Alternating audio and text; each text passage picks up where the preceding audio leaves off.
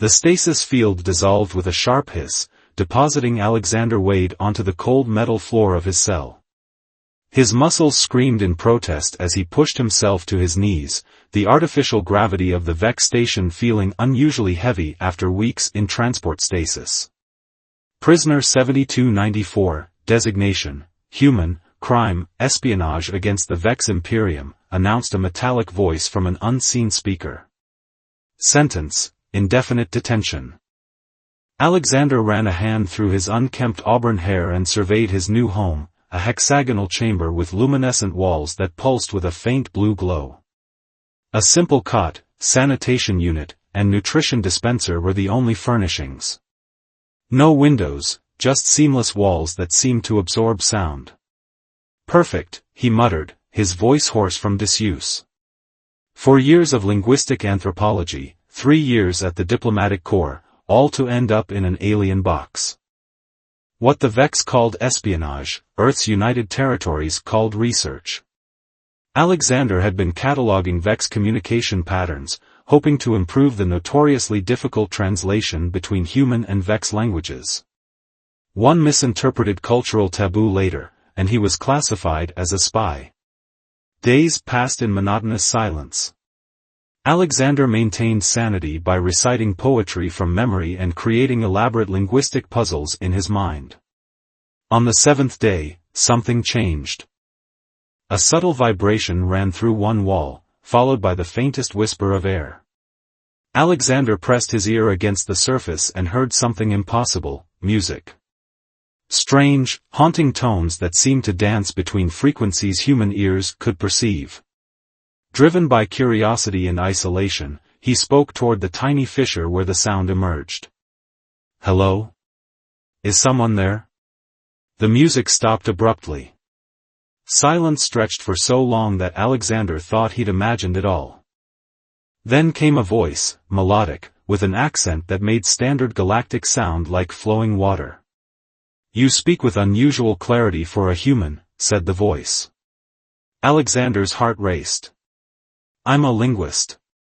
Or was, before becoming a prisoner. A collector of words, the voice responded. Interesting. Why would the Imperium imprison a collector of words? Because words are dangerous, Alexander said. They can change minds. Transform perspectives. Rebuild worlds. A sound like crystalline laughter filtered through. You attribute much power to mere vibrations of air. Words toppled empires on my world before we mastered fire, Alexander said. What's your name? The pause returned, weighted with consideration. Names have power in your culture? In all cultures. Names define boundaries of identity. Then call me. Listener, the voice finally offered. And you, word collector? Alexander Wade. Your designation includes 2 names. This indicates significance? Alexander smiled despite himself. It's tradition. Alexander means defender of people in an ancient language. You defend with words, Alexander Wade? When I can, he replied. Though they haven't served me well lately. Perhaps, said listener, you simply haven't found the right audience.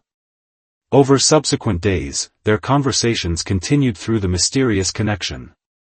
Alexander never saw listener but sensed an intelligence both ancient and curious.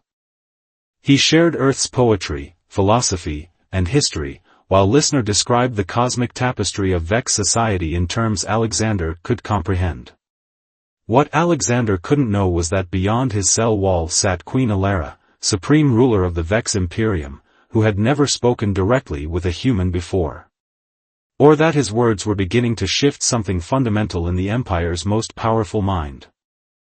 The royal chambers of Queen Alara sprawled across the uppermost tier of the Vex Imperial Palace, a marvel of crystalline architecture suspended in the violet skies of Nexus Prime. Standing at her viewing portal, Alara's iridescent skin reflected the twin moons rising over the horizon, her 6-fingered hands clasped behind her back. Your Luminance, Commander Thax announced from the doorway, the Council awaits your presence. They can continue waiting, Elara replied, her voice carrying the harmonic overtones that signified royal lineage. I am engaged in matters of imperial security. Once alone, she activated a hidden panel beside her sleeping chamber. The wall shifted, revealing a narrow passage that led to a small, austere room containing only a communication terminal. This secret space allowed her to access the ventilation system connected to the high-security prison cells, specifically, to cell 7294. Alexander Wade, she called through the system, using her disguised voice. Are you awake? There was rustling before his now familiar voice responded. Listener. I was beginning to think you'd forgotten me. Time moves differently for my kind, she said, which wasn't entirely untrue. The Vex experienced chronological perception uniquely compared to humans. Will you tell me something of your world today? Alexander asked. Fair exchange, you've heard so much of Earth. Elara hesitated. In 3 lunar cycles of conversations, she'd been careful to reveal nothing that might expose her identity. Yet something about this human's mind intrigued her. His perspective on language as both art and weapon had awakened questions she'd never considered. Our society, she began cautiously, is ordered by sound. The frequencies of one's voice determine one's place. A biological caste system, Alexander replied. Fascinating. And those at the top, do they ever question whether their position is merited or merely an accident of birth? The question struck Elara like physical force. In 17 cycles as queen, no one had ever dared suggest her rule might be arbitrary. I suppose they might, she managed. If they possessed sufficient imagination. Imagination is dangerous, Alexander said with a chuckle. It's what got me imprisoned. Perhaps imprisonment has given your imagination greater freedom, Elara suggested. There is irony in that. Their conversation shifted to human concepts of governance. Alexander described democracies, republics, and various power-sharing arrangements that sounded chaotic yet somehow functional to Elara's ears. Your species seems fixated on choice, she observed. We believe those affected by decisions should have some voice in making them, Alexander explained. Even the simplest human wants dignity and agency. The concept lingered in Elara's mind long after she'd returned to her royal duties. During the council meeting, she found herself studying the faces of lower caste advisors, wondering about their unspoken thoughts. 2 days later, disguised in the plain garments of a maintenance technician, Queen Elara did something unprecedented. She visited the prison sector personally. The guard, unable to see past her perception-altering field, simply nodded at her falsified credentials. Standing outside cell 7294, she activated the transparency function on the wall. For the first time, she saw Alexander Wade directly, tall for a human, with intelligent eyes that crinkled at the corners, and an unkempt beard that couldn't hide his expressive features. He sat cross-legged on his cot, eyes closed in what appeared to be meditation. Elara had expected to feel disgust or at least alienation. Humans were considered primitive, their biochemistry offensively simple. Instead, she felt an unexpected kinship with this solitary figure whose words had begun rearranging her thoughts like puzzle pieces forming a new picture. As if sensing her presence, Alexander opened his eyes and looked directly at the wall where she stood, though the one-way transparency should have made this impossible. Hello, listener, he said quietly. I know you're there. The ventilation changes when you arrive. Elara froze, finger hovering over the communication control. You don't have to speak, Alexander continued. But I want you to know something. Whatever crime I'm accused of, my only purpose was understanding. Your language, your culture, they're beautiful. Complex beyond human comprehension, perhaps, but worth studying. Elara's hand trembled as she finally activated the speaker. Using her disguised voice, she asked, if freed, would you continue this study? Alexander smiled, a warm, genuine expression that Alara found strangely affecting. With a willing teacher, I could learn so much more. Perhaps, Alara said, that could be arranged. She left quickly, her mind racing with dangerous ideas. In her 17 cycles of rule, Queen Alara had never questioned the ancient laws of the Imperium. Now, because of conversations with a human prisoner, she found herself contemplating the unthinkable, reform. The grand hall of the Vex Imperial Palace echoed with raised voices as Queen Alara sat motionless on her crystalline throne. Councillor Drav, his skin pulsing angry crimson, stood before her, flanked by representatives from the military and noble castes. Your Luminance, Drav's harmonics vibrated with barely contained outrage. The revised trade agreements with the human territories are an abomination. You would grant them access to Vex technology that has been sacred for millennia. Alara studied the councillor's face, noting the subtle frequencies in his speech that betrayed his true concern, not tradition, but the profit his family would lose when their monopoly on certain exports ended. The agreements, she replied with perfect royal harmonics, will benefit all Vex castes, not merely the privileged few. This statement, so obvious in its truth yet revolutionary in its implication, sent ripples of shock through the assembled dignitaries. Lower caste Vex present in service capacities froze, their compound eyes widening at this unprecedented acknowledgement of inequality. The Queen appears unwell, murmured Admiral Krex to his companions. Perhaps the strain of rule has affected her mind. Though spoken softly, Alara's enhanced hearing caught every word. Once, such disrespect would have resulted in immediate punishment. Now, she merely noted which officials nodded in agreement. Later that evening, Alara made her way to Alexander's cell, no longer bothering with the ventilation system. Standing before the transparency wall, she observed him sketching complex patterns on digital parchment provided during recent interrogations, actually language exchange sessions she had secretly ordered. Alexander Wade, she spoke through the communication system, still using her disguised voice. He looked up, smiling. Listener. I was hoping you'd come. I've been developing a new translation matrix for the subtonal harmonics in formal Vex speech. Your progress is remarkable, she said, studying his work. But I need to ask you something different today.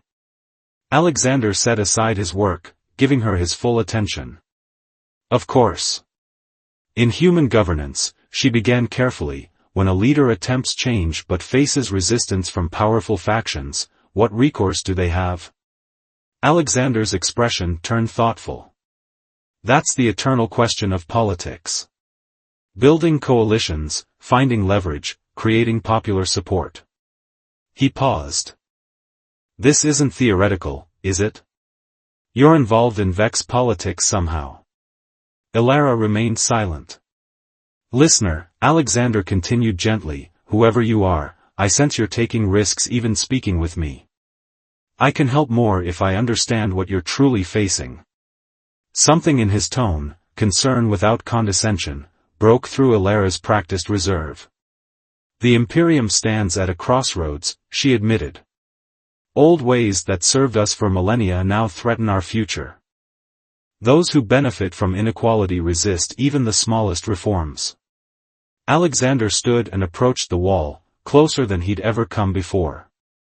In human history, the most successful reformers understood that power never yields willingly. They identified those who would benefit from change and mobilized them while finding leverage against those who opposed it. And if opposition becomes dangerous? Alara asked. Then you need allies who won't abandon you when threatened, Alexander said firmly. Loyalty born from shared vision, not merely shared interests. A warning chime sounded on Alara's personal communicator. She checked it and stiffened. An emergency council session had been called without her authorization. I must go, she said abruptly. Wait, Alexander called. Listener, I don't know your position, but be careful. Political destabilization often triggers violence. As Alara hurried through the palace corridors, Alexander's warning proved prophetic. An explosion rocked the structure, sending crystalline shards raining from the ceiling. Security alarms wailed as royal guards rushed past, barely noticing the queen without her ceremonial attire. Rounding a corner, she nearly collided with Commander Thax, whose uniform bore fresh plasma burns. "Your luminance," he exclaimed. "Thank the Ancient Ones. Insurgents have breached the inner sanctum, Admiral Krex leads them." "A coup," Ilara breathed. "Where is my loyal council?" "Detained or dead," Thax replied grimly. "We must get you to safety." Another explosion, closer this time, sent them both diving for cover. When Ilara raised her head, Thax lay unconscious, blood seeping from a head wound. With the palace in chaos and not knowing whom to trust, Ilara made an instinctive decision. She ran toward the high-security cells. Alexander was standing alert when she arrived, having heard the explosions. The security systems were malfunctioning, the cell's force field flickering erratically. "What's happening?" he demanded. Ilara reached for the emergency override, her hand hesitating only briefly before releasing the lock. As the barrier dissolved, she straightened to her full height and deactivated her voice modulator. "The Imperium is under attack," she said in her true royal harmonics. "I am Queen Ilara, sovereign of the Vex. And I require your assistance, Alexander Wade." Alexander's eyes widened in shock, then understanding dawned on his face. "All this time? I've been advising the Vex Queen herself?" "Yes," Ilara confirmed. "And now, I need more than advice. I need your help to save my throne, and perhaps your life as well." Alexander stared at Queen Ilara, her true form finally revealed, taller than any Vex he had seen in briefings, with iridescent skin that shifted between sapphire and violet. The intricate patterns along her elongated skull marked royal lineage, glowing faintly with bioluminescence. Her eyes, with vertical pupils like a cat's, watched him warily. "You're really the queen," he said, the reality sinking in. "And you've been listening to me criticize your empire for weeks. Your perspectives were illuminating," Ilara replied, her natural voice carrying complex harmonics that made the air vibrate. "Now we must move. The rebels will check the prison cells eventually." Another explosion rocked the corridor, closer this time. Alexander followed Ilara through maintenance passages he never would have found alone. She moved with surprising agility, leading him through the labyrinthine palace. "What exactly is happening?" Alexander asked, keeping pace. "Admiral Krex and several high-caste families have staged a coup," Ilara explained. "They claim I've been mentally compromised by foreign influence." Alexander grimaced. "Me. They don't know about you specifically," Ilara clarified. "But my reforms threaten their privileges. Equality is not a popular concept among those who benefit from its absence." They reached a sealed door where Ilara pressed her palm against a scanner. "This leads to the communications hub. If we can broadcast to the general population, we might find support. Many lower castes have already expressed loyalty to my reforms." The door slid open, revealing a vast chamber filled with technology beyond human comprehension. Crystalline structures pulsed with data streams while holographic displays showed chaos erupting throughout the capital city. "The broadcast system requires royal authorization," Ilara said, "but rebels may have overridden." 3 Vex soldiers burst through a side entrance, weapons raised. "Traitor Queen," the leader snarled. "Admiral Krex sends his regards." Alexander acted instinctively, shoving Ilara aside as energy blasts scorched the wall behind them. They dove behind a console as more shots followed. "We're trapped," Ilara hissed. "They'll call reinforcements."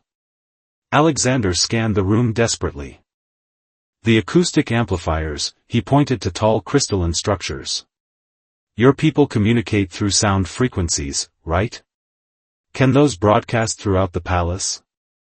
Understanding dawned in Ilara's eyes. "Yes, But what good? Trust me, Alexander said. Get me to those controls. I'll create a distraction while you reach the main broadcast system. Elara nodded. On my signal. She produced a small device from her robes and tossed it across the room. It exploded in brilliant light, temporarily blinding their attackers. Alexander sprinted for the amplifier controls while Elara dashed toward the broadcast station. Drawing on his linguistic training, Alexander rapidly input commands into the alien interface. The amplifiers hummed to life as he spoke directly into the input sensor, his voice emerging from speakers throughout the palace, but altered, layered with harmonics that precisely matched royal Vex frequencies. Attention all loyal subjects, Alexander's voice resonated with artificial royal authority. This is a message from Queen Elara's command. Rebel forces have infiltrated the palace disguised as royal guards. All true loyalists, protect your queen. The future of the Imperium depends on your courage. The soldiers hesitated, confused by the authoritative harmonics. In that moment of uncertainty, palace guards who had been wavering in their loyalty made their decision, turning against Krexa's rebels throughout the complex. Meanwhile, Elara had reached the main broadcast system. She interfaced directly with the crystal matrix, her skin glowing with increased luminescence as she connected to the empire-wide communication network. My people, her voice rang out across planets and space stations throughout Vex territory. Today, traitors attempt to halt our progress toward a more perfect society. They fear change because they profit from injustice. But the Imperium belongs to all Vex, not merely those of privileged birth. Alexander listened in awe as Elara continued, her words echoing his own teachings but transformed through her unique perspective. She spoke of dignity for all castes, of shared prosperity, of ancient values reinterpreted for a new age. It was revolutionary rhetoric wrapped in traditional harmonics, perfectly calibrated to inspire without frightening. Palace security forces loyal to the Queen arrived, subduing the rebels. As the immediate danger passed, Alexander approached Elara, who was still broadcasting. The human prisoner known as Alexander Wade, she announced suddenly, is hereby pardoned and appointed as special advisor to the crown. His insights into governance and cultural exchange will help build our new society. She disconnected from the matrix and turned to face him. That is, if you accept the position. Alexander smiled wryly. From prisoner to advisor in one day. That's quite a promotion. You taught me that words have power, Elara replied. Today, your words helped save my throne. Tomorrow, perhaps they can help rebuild my empire. As they stood together amid the chaos of the thwarted coup, Alexander realized their unusual relationship had transformed them both. His imprisonment had given him unprecedented access to an alien queen. Her listening had opened her to new possibilities for her people. I accept, he said simply. Though I should warn you, I have many more ideas. Elara's features arranged themselves in what Alexander now recognized as a Vex smile. I would expect nothing less, Alexander Wade. Outside the palace windows, the twin moons of Nexus Prime illuminated citizens gathering in the streets, their voices raised in support of their reformer queen, and the strange human advisor at her side whose words had sparked a revolution. 1 year after the failed coup, the chambers that had once been Alexander's prison gleamed with transformation. The hexagonal cell had been expanded into an elegant suite that served as both living quarters and the official bureau of interspecies cultural relations. The walls, now transparent on command, revealed breathtaking views of the Nexus Prime cityscape, where human and Vex architecture had begun to intermingle in striking harmony. Alexander stood at the viewing portal, adjusting the ceremonial robes he still hadn't grown comfortable wearing. Their iridescent fabric, designed to mimic Queen Elara's natural coloration, marked him as a royal advisor, a position no human had ever held. Nervous, Director Wade, asked Mira, his Vex assistant, her greenish hue indicating scholarly caste. Terrified, Alexander admitted. The first official human delegation arrives in an hour. Everything we've worked for hinges on this meeting. The Queen has confidence in you, Mira replied, her harmonics conveying respectful admiration. As do we all. Alexander smiled gratefully. In the months since the revolution, he had assembled a team of progressive Vex from all castes, another unprecedented action that had raised eyebrows but yielded remarkable results.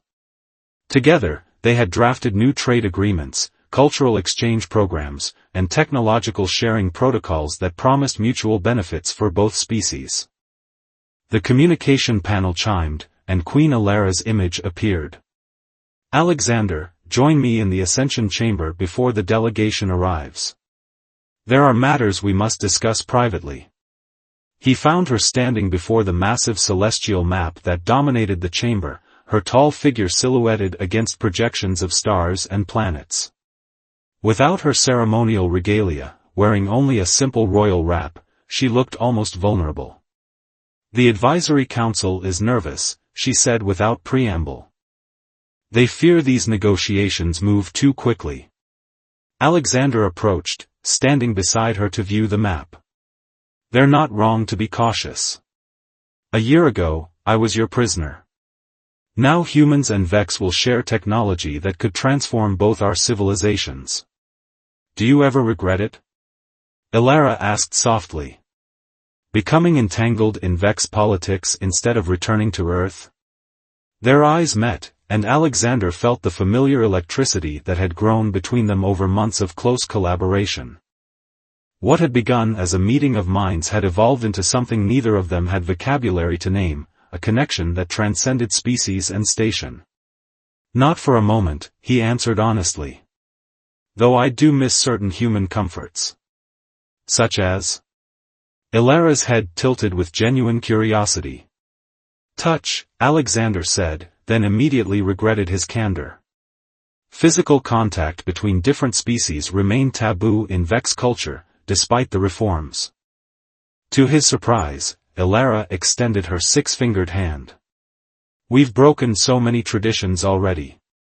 Perhaps it's time to reconsider this one as well.